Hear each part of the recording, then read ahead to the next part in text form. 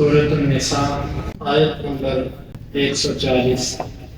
اعوذ باللہ السمیع العلیم من الشیطان الرجیم من حمزہ ونفخہ ونفثہ. وقد نزل علیکم فی الکتاب، اور یقیناً اس نے کتاب میں تم پر یہ بات بتائی، ان اذا سمعتم آیات اللہ، کہ جب تم اللہ کی آیات کو سنو، یکفر بہا ویستہزأ بہا، اس کا کفر کیا جا رہا ہے اور اللہ کی آیتوں سے مذاق کیا جا رہا ہے. فلا تقعدوا معهم حتى يخوضوا في حديث غيره، تم ان کے ساتھ مت بیٹھو یہاں تک کہ وہ کسی اور بات میں مشغول ہو جائیں. انکم اذا مثلهم، تم ان کے ساتھ بیٹھنے کی صورت میں انہی جیسے شمار کیے جاؤ. ان اللہ جامع المنافقین والکافرین فی جہنم جميعا، بے شک اللہ منافقوں اور کافروں کو سب کو جہنم میں جمع کرے. الذین یتربصون بکم، وہ کافر جو تمہارا انتظار کرتے ہیں. فإن كان لكم فتح من الله قالوا ألم نكن معكم، بس اگر تمہارے لیے اللہ کی جانب سے کوئی فتح آ جائے تو مومنوں کو کہتے ہیں ہم تمہارے ساتھ نہیں تھے. وإن كان للكافرين نصيب، اور اگر کافروں کو کچھ حصہ مل جائے قالوا ألم نستحوذكم ألم نستحوذ عليكم ونمنعكم من المؤمنين، ہم تم پر غالب نہیں آ گئے تھے اور ہم نے تم کو مومنوں سے پھر بچایا نہیں. اللہ يحكم بينكم يوم القيامة، اللہ تمہارے درمیان قیامت کے دن فیصلے کرے گا. وَلَن يَجْعَلَ اللَّهُ لِلْكَافِرِينَ عَلَى الْمُؤْمِنِينَ سَبِيلًا، اللہ نے کافروں کے لیے مومنوں پر کسی قسم کا غلبہ نہیں رکھا. ان دو آیات میں اللہ تعالیٰ نے چند احکامات بیان فرمائے. پہلا حکم یہ ہے کہ جس مجلس کے اندر اللہ کی آیتوں کا کفر کیا جا رہا ہو یا ان کا مذاق کیا جا رہا ہو. کفر کس کو کہتے ہیں؟ انکار. انکار دو طرح کا ہوتا ہے، ایک زبانی انکار ہوتا ہے اور ایک عملی انکار ہوتا ہے. ایک بندہ زبان سے کہتا نہیں مانتا، ایک بندہ زبان سے کہتا نہیں مانتا ہوں لیکن عمل کرو تو یا کر لوں گا. یہ دونوں کفر کی صورتیں، اگرچہ پہلی کفر کی صورت مخرج من الملہ ہے، وہ دین سے نکال دیتی ہے، وہ کافر بنا دیتی ہے. جو دوسری کفر کی صورت ہے یہ بعض صورتوں میں دین سے نکالتی ہے اور بعض صورتوں میں نہیں نکالتی. مثلا جو نماز نہیں پڑھتا، امت کا ایک بڑا طبقہ اسے کافر کہتا ہے حالانکہ وہ نماز کا اقرار نہیں کرتا ہو. حتیٰ کہ شیخ بن باز رحمۃ اللہ علیہ کا فتویٰ وہ دل کی آواز ہے. میں وہ بات بار بار اس لیے کرتا ہوں کہ ہمارے دلوں میں اس کی اہمیت بیٹھے. وہ کہتے ہیں ایک بندہ اپنے اسکول کے ٹائم کے مطابق، دفتر کے ٹائم کے مطابق الارم لگاتا ہے، صبح فجر کی نماز کے لیے الارم نہیں لگاتا. اعتکاف ہے، اللہ کے دین کا استخفاف ہے اس کے دل میں. اسکول کی اہمیت، دفتر کی اہمیت، نوکری کی اہمیت، نماز کی اہمیت نہیں اس کے دل. یہ عملی کفر ہے. تو عمل سے کفر کر رہا ہو یا زبان سے. اور دوسری صورت ہے استہزاء. استہزاء یہ ہوتا ہے، استہزاء کے اندر دو چیزیں شامل ہیں. ایک تو ہے تمسخر، مذاق، اللہ کی آیات کا مذاق، اللہ کے فرشتوں کا، اللہ کی کتابوں کا، جس طرح کہ کئی جاہل قسم کے لوگوں نے ایسے لطیفے بنا رکھے. دوسری صورت اس کے اندر شامل ہے استخفاف. استخفاف کا مطلب ہوتا ہے کسی چیز کو ہلکا لینا. یہ اللہ کے رسول صلی اللہ علیہ وسلم نے فرمایا ہاں ٹھیک ہے. عمل دل میں یہ ہے کہ اتنا ضروری نہیں ہے جتنا یہ مولوی لوگ اس کو زور دے دیتے ہیں، اتنا اہم نہیں ہے جتنا یہ کرتے ہیں، اتنا نہیں ہے، دین میں اتنی سختی نہیں ہے جتنی آپ کرتے ہیں. یعنی کہ وہ اپنی طبیعت کے خلاف جس چیز کو دیکھتے ہیں اس کے بارے میں کہتے ہیں یار دین میں اتنی سختی نہیں ہے جتنی آپ لوگ کرتے ہیں. یاد رکھیے جہاں پر جس مجلس میں یہ دو کاموں میں سے ایک کام بھی ہوتا ہو، یا اللہ کی آیتوں کا کفر یا اللہ کی آیتوں کا استہزاء، ہمیں کیا حکم ہے؟ ہمیں دو طرح کے احکامات ہیں. پہلا حکم یہ ہے کہ ان کو روکو، منع کرو. اگر منع نہیں کر سکتے پھر وہاں سے اٹھ جاؤ. تیسری کوئی صورت، اللہ کے نبی صلی اللہ علیہ وسلم نے فرمایا من کان یؤمن باللہ والیوم الآخر فلا یجلس علی مائدۃ یعرض علیہا الخمر، جو اللہ اور آخرت کے دن پر ایمان رکھتا ہے وہ ایسے دسترخوان پر نہ بیٹھے جس دسترخوان پہ شراب پڑی. اور اہل علم کہا کرتے تھے کھانے کی وہ دعوت جس میں اللہ کی نافرمانی ہے اس دعوت کے اندر نہ جاؤ. مثلا آپ کو ایک آپ کا دوست دعوت دیتا ہے، دعوت ولیمے کی ہے، دعوت واجب ہے، فرض ہے ولیمے کی دعوت قبول کرنا. آج کل لوگ کارڈ کی بنیاد پر ہی دعوت ٹھکرا دیتے ہیں. اسلام کے اندر اس کی اہمیت فرضیت کی ہے. اچھا لیکن ولیمے کے اندر گانا چل رہا ہے، موسیقی چل رہی ہے. اب آپ جائیے ضرور، جا کر ان سے کہیے اس کو بند کر اچھے طریقے سے. اگر وہ بند نہ کریں لڑنے کی ضرورت نہیں ہے، آپ وہاں سے باہر آئیں، کیونکہ اسلام ہمیں اجازت نہیں دیتا ہر وہ مجلس جس مجلس کے اندر اللہ یا اس کے رسول کی آیت کا کفر ہو یا استہزاء. اکیڈمی کے اندر، اسکول کے اندر آپ بیٹھے ہیں، نماز کا ٹائم ہو گیا، ٹیچر پڑھا رہا ہے، آپ اس کو کہتے ہیں سر نماز، وہ کہتا بیٹھ پیریڈ گزر جائے گا، پھر مجھے سبق نہیں سمجھ آئے گا، بیٹھ جا بعد میں پڑھ لینا نماز. اب یہ میری باتیں دنیا داروں کو تو بم کی طرح لگے گی شاید، ان کو تو اس بات میں بڑا غصہ آئے گا کہ یہ کیا کہہ رہے ہیں مولوی صاحب، لیکن یہ حقیقت ہے. آپ کے لیے اس کلاس میں بیٹھنا جائز نہیں ہے. ایک نوکری آپ کرتے ہیں، نماز کا ٹائم ہے، آپ ان سے کہتے ہیں جناب صاحب مجھے نماز کی اجازت. وہ کہتا ہے یار آفس ٹائم کے اندر نماز کی اجازت نہیں ہے. ہاں کھانے کی اجازت وہ دیتے ہیں، ساری دنیا دیتی ہے کھانے کی، لیکن نماز یعنی بدن کا کھانے کی اجازت ہے، روح کے کھانے کی اجازت نہیں. ایسی جاب کرنا، ایسی نوکری کرنا جائز نہیں. واللہ یہ وہ اللہ کا دین ہے جس کو ہم ترک کرتے جا رہے ہیں، جس سے ہم پیچھے ہٹتے جا رہے ہیں. ہمارے ذہن اب ایسے بن چکے ہیں کہ جو یہ باتیں ہم سنتے ہیں تو ہمیں بڑی اوپری سی لگتی ہیں کہ یہ کیسی سخت باتیں. یہ سخت نہیں ہے. ہر ایک چھوٹی سی چھوٹی اکیڈمی جو ہے نا وہ بھی اپنے اصول بنا لیتی ہے. تو میرے اللہ کے دین کا اصول ہی کوئی نہیں ہے. اللہ کے دین کے اصول سب سے سخت ہے. ہاں جہاں میرے رب نے نرمی رکھی ہے وہاں پر ہم سختی نہیں کر سکتے، اور جہاں پر میرے رب نے سختی رکھی ہے وہاں پر ہم نرمی نہیں کر سکتے. تو اس آیت میں پہلا سبق ہمیں وہ یہ ملا کہ ہر وہ مجلس جس میں اللہ اس کے رسول کے ساتھ کفر ہوتا ہو یا استہزاء ہوتا ہو، وہ دوستی کی مجلس ہو، وہ کھانے کی مجلس ہو، وہ کاروبار کی مجلس ہو، وہ دنیا کی تعلیم کی مجلس ہو، اس میں بیٹھنا جائز ہے. آپ دعوت دیں، آپ کی دعوت قبول ہوتی ہے اچھی بات، دعوت قبول نہیں ہوتی خود اٹھ کے سائڈ. کیوں؟ اچھا کب تک ان سے دور رہنا؟ حتی یقول فی حدیث، جب تک وہ اس کفر کی گفتگو سے نکل کے اور گفتگو میں نہ چلے جائیں، یا مذاق کی گفتگو سے نکل کے اور میں نہ چلے جائیں. ہاں عام گفتگو ہوتی ہے آپ بیٹھ جائیں، ایسی صورت میں دیکھیں یہ غیر کا ایمانی ہے. اور ساتھ فرمایا انکم اذا مثلهم، تم اس صورت میں انہی کی طرح کے ہو کیونکہ تم برائی دے کر خاموش ہو. اللہ صاف بات اس کو کہہ دیں، مت رو کہ آپ کے سامنے کوئی شرکی عمل کر رہا ہے، کوئی بدعی عمل کر رہا ہے، اس کو اچھے طریقے سے لڑنا نہیں، اچھے طریقے سے کہہ دیں ماننا نہ ماننا اس کو. اگر تم ایسا نہیں کرتے تم پھر ان کی مثل ہو جاؤ گے. ہاں اٹھ کے آگے اٹھ کے خیر ہے. ان اللہ جامع المنافقین والکافرین فی جہنم. اس آیت کی روشنی میں نا واللہ اسمبلیوں کے اندر جانے والے لوگ، پولیس کے محکموں میں جانے والے لوگ، فوج کے محکموں میں جانے والے لوگ، عدالتوں کے محکموں میں جانے والے لوگ، تعلیمی محکموں میں جانے والے لوگ، ذمہ داری بہت بڑی ہے. اگر آپ اپنے ادارے میں اللہ اس کے رسول کے خلاف اگر ہوتا دیکھتے ہو تو ابھی آیت کی روشنی میں کیا کرو؟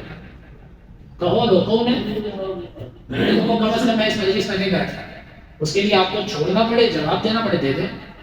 لیکن آج یہ آیت اگر حقیقی تقاضے اس کے کھول کے بیان کر دیے جائیں تو لوگ ہمیں کہیں گے جی آپ ہمیں کسی کھاتے کا چھوڑ ہی نہیں رہے، ہم کس طرف جائیں؟ آپ تو ساری سائڈیں بند کرتے جا رہے ہیں. اصل بات ہے اللہ کے دین کو بانی مانا.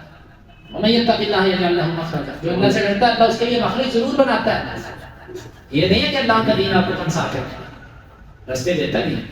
ان اللہ جعل المنافقین والکافرین فی جہنم جميعا، اللہ منافقوں اور کافروں کو جہنم میں جمع کرے گا. کیوں؟ یہ دنیا میں ایک تھے، عقائد میں ایک تھے، عمل میں ایک تھے، اللہ جہنم میں بھی ان کو اکٹھا کرے گا. جس بندے کا دل، جس کی محبت، جس کی سوچ کفار سے ملتی ہے ان سے محبت کرتا ہے. من تشبہ بقوم فهو منهم، جو جس قوم سے مشابہت کرے گا وہی میں سے. اچھا یہ منافق لوگ ہیں کون؟ الذین یتربصون، جو تربص کہتے ہیں کسی کے بارے میں برائی کا انتظار کرنا. اب یہ آیت ذرا توجہ سے سنیے گا.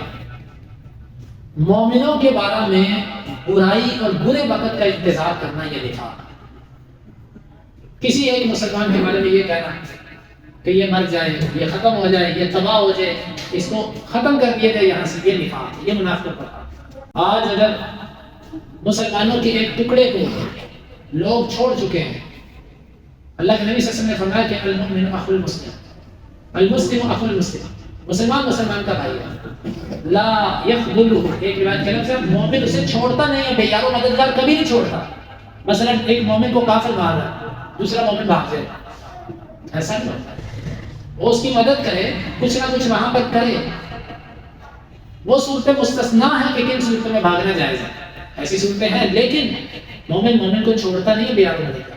آج ہم دیکھتے ہیں ایک ملک کے اوپر کافر اگر حملہ کرتا ہے تو سارے ملک اس کو چھوڑ دیتے ہیں، حتیٰ کہ کافروں سے کوئی بائیکاٹ کرنے کو تیار نہیں، حتیٰ کہ اپنے پیٹرول اور اپنی جو ان کے پاس قوت ہے اس کو بھی اس کا بائیکاٹ ان سے کرنے کے لیے تیار ہے. الذین یتربصون، یہ وہ ہیں منافق امت کے جو تمہاری شکست اور تمہارے برے وقت کا انتظار کریں.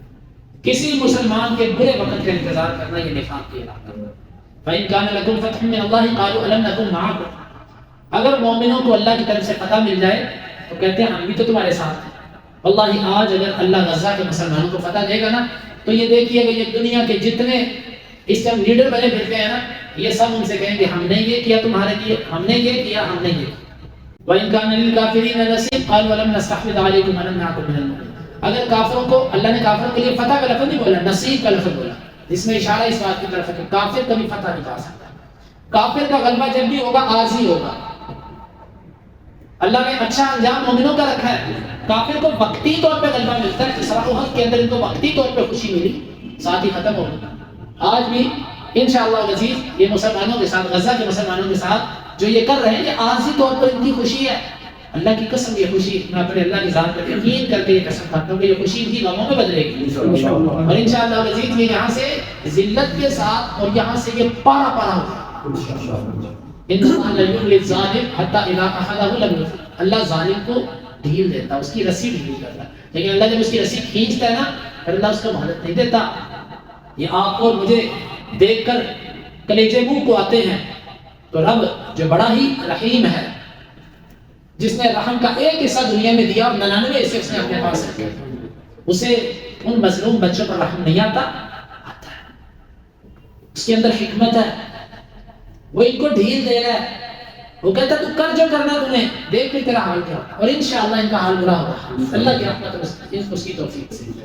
تو یہ اگر کافروں کو کچھ حصہ مل جائے، قالوا لم نستحوذ علیکم ولم نکن من المؤمنین، تو کہتے ہیں کیا مومن تم پر غالب نہیں آ رہے تھے اور ہم نے تم کو بچایا نہیں پھر آگے؟ یعنی کافروں کو منافق کہتے ہیں۔ واللہ میں اس پر تبصرہ نہیں کرنا چاہتا، اس ٹائم مجھے یہ آیت مبارکہ پوری فٹ ہوتی نظر آ رہی ہے کہ یہی کیفیت ہے مسلمانوں کے ملکوں کے اندر سے کچھ ایسے لوگ ہیں کہ جو اس جنگ بندی کے خلاف، جو یہ چاہتے ہیں کہ یہ غزہ ختم ہو جائے، جو یہ چاہتے ہیں کہ یہ غزہ ان کے پاس چل جائے۔ پتہ کیوں؟ اس لیے کہ وہ یہ کہتے ہیں کہ اگر آج ان کے دلوں میں یہ چیز ہے کہ آج اگر یہ غزہ کی پٹی کے مجاہد جیت گئے نا، یہ تو خالص اللہ کی کتاب کا نفاذ کرنے والے لوگ ہیں، تو پھر یہ کل کو ہماری طرف بھی رخ کریں گے، یہ ہمیں بھی کہیں گے سیدھے ہو جاؤ، پکے مسلمان بنو، یا پھر تیار ہو جاؤ ہمارے ساتھ لڑنے کے۔ تو بہتر ہے کہ ان کو یہ کافر ہی مار دے۔ اللہ آپ غور کیجئے گا اس بات پہ، ان لوگوں کو یہی ڈر ہے۔ اسلامی ممالک نے اکٹھے ہو کر تجاویز پیش کی کہ بائیکاٹ کیا جائے کافروں کا، پیٹرول بند کیا جائے، ان سے سفارتی تعلقات، اندر ہی سے کھڑے ہو گئے، نہیں کرنا ہم نہیں سکتے۔ اگر مومنوں کے اوپر کافر وقتی طور پہ غالب آ جائے تو انہیں کہتے ہیں ہم نے تمہیں بچایا نہیں، دیکھو تمہارے پر پابندیاں لگنے لگی تھی، تمہارا بائیکاٹ ہونے لگا تھا، تمہارے ساتھ یہ اور وہ ہونے لگا تھا، ہم نے روکا اس کو، اس قرارداد کو ہم نے ٹھکرایا۔ اللہ یحکم بینکم یوم القیامہ، اللہ قیامت کے دن تمہارے درمیان فیصلہ کرے گا جو تم نے کیا نا۔ اللہ کی قسم، اس ٹائم تو جو کیفیت ہے، یہ فیصلے کافروں کے درمیان تو ہوں گے، لیکن ایک طرف غزہ کے مسلمان شہداء مظلومین ہوں گے، دوسری طرف صرف کافر نہیں ہوں گے، دوسری طرف دو گروہ ہوں گے، ایک طرف منافق ہوں گے اور ایک طرف کافر ہوں گے، اور وہ ان کا دعویٰ دونوں کے خلاف ہوگا۔ اللہ تعالیٰ ہمیں معاف کرے۔ وَلَن يَجْعَلَ اللَّهُ لِلْكَافِرِينَ عَلَى الْمُؤْمِنِينَ سَبِيلًا، یہ بھی نقطے، اللہ نے کافروں کے لیے مومنوں پر کسی قسم کا غلبہ نہیں رکھا۔ اس کے 3 مطلب تقریباً اہل علم نے کہا۔ پہلا مطلب علی رضی اللہ عنہ سے اور ابن عباس رضی اللہ عنہ سے یہ ہے، اللہ قیامت کے دن کافروں کو مومنوں پر کبھی غلبہ نہیں دے گا۔ قیامت کے دن جب اللہ کے ہاں فیصلہ ہوگا تو مومن غالب آئیں گے، کافر غالب نہیں آئیں گے۔ ایک معنی اس میں، دوسرا اس کا معنی وَلَن يَجْعَلَ اللَّهُ لِلْكَافِرِينَ عَلَى الْمُؤْمِنِينَ سَبِيلًا، اللہ نے کافروں کو مومنوں پر غالب نہیں کیا دلیل کے اعتبار سے۔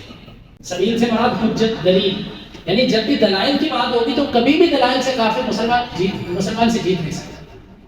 اور تیسرا اس کا معنی، مراد تین ہی ہے، تیسرا معنی یہ ہے کہ اللہ نے کافروں کے لیے مومنوں پر رستہ نہیں بنایا، مطلب ایسا کبھی نہیں ہو سکتا کہ کافر سارے مومنوں پر غالب آئے۔ وقتی طور پر ایک چھوٹی سی جماعت پر اگر یہ غلبہ پا بھی لیتے ہیں تو تمام مومنوں پر یہ غالب نہیں آ سکتے۔ اور ہم دیکھ رہے ہیں الحمدللہ ایمان کی، جہاد کی جماعتیں کہیں نہ کہیں سے اٹھتی ہیں۔ یہ ایک جماعت کو ختم کرنے کا دعویٰ کرتے ہیں، اللہ دوسری طرف سے یہ اب جو جماعت لڑ رہی ہے، قسام، القسام ہے، حماس ہے، ان کو ہم کتنا کہ جانتے تھے 1.5 ماہ سے، صرف 38-39 دن پیچھے چلے گئے، ان کو ہم جانتے تھے؟ کہاں سے اتنے پہاڑ جیسے ایمان والے لوگ نکل آئے؟ یہ تو یوں لگتا ہے کہ جیسے پتہ نہیں پچھلے زمانے کے لوگ تھے اور اللہ نے ان کو بچا کے رکھا ہوا تھا، آج وہ لڑنے آ گئے اتنے مضبوط ایمان لے کر۔ ان کے بچے پہاڑوں جیسے ایمان لے کر ٹینکوں کے آگے، ان کے نہتے بچے پتھر پکڑ کے ان کی گنوں کے فوجیوں کے آگے کھڑے ہو جاتے ہیں۔ اتنے مضبوط ایمان والے لوگ کہاں سے؟ اللہ نے یہ جماعتیں حق کے لیے تیار رکھی۔ لا تزال طائفۃ من امتی ظاہرین علی الحق، ایک جماعت ہمیشہ میری حق پہ غالب رہے گی، ان کو کوئی ان کی مخالفت کرنے والا ظالم نہیں بچا سکے۔ تو یہ آیت مبارکہ ہمارے لیے اہم دروس رکھتی ہے کہ ہمیں کفار کی مجالس میں بیٹھنے سے منع کیا گیا جب وہ اللہ اور اس کے رسول کے ساتھ مذاق کرتے، اور اسی طرح ہمیں اس چیز کا حکم ہے کہ مومنوں کے ساتھ واضح طور پر ثبوت دیں، کبھی بھی مومن کی شکست کی تمنا اور آرزو نہ کریں۔ اور اسی طرح ہمیں یہ حکم ہے، یہ تعلیم ہے کہ کبھی بھی کافر مومن پر غالب نہیں آ سکتا۔ یقین رکھو اللہ پہ، کمزور ایمانی دکھاتے ہوئے ڈر مت جاؤ کہ وہ تو اتنی طاقت، اللہ کی قسم یہ جتنے مرضی جدید سے جدید تیاری لے کے آئے، جدید سے جدید ٹیکنالوجی لے کے آئے، جدید سے جدید کمانڈوز لے کے آئے، اللہ کے رحمت سے کبھی بھی نہیں کی سکتے۔ اللہ نے وہ چھوٹا سا غزہ ان کے لیے ٹرائی اینگل بنا دیا۔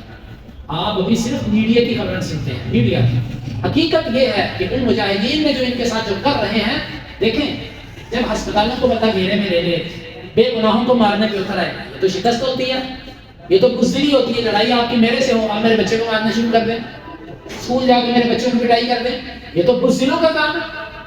بہادروں تو بہادروں کے سامنے آ کے لڑو، یہ شکست ہے، اس کا آغاز ہو چکا ہے الحمدللہ۔ تو انشاءاللہ آگے آگے دیکھیے اللہ تعالیٰ کس طرح ایمان والوں کو کامیابی دیتا ہے۔ اللہ تعالیٰ سے دعا ہے اللہ تعالیٰ ہمیں ان آیات کو سمجھنے کے اور ان کے تقاضوں کو پورا کرنے کی توفیق عطا فرمائے۔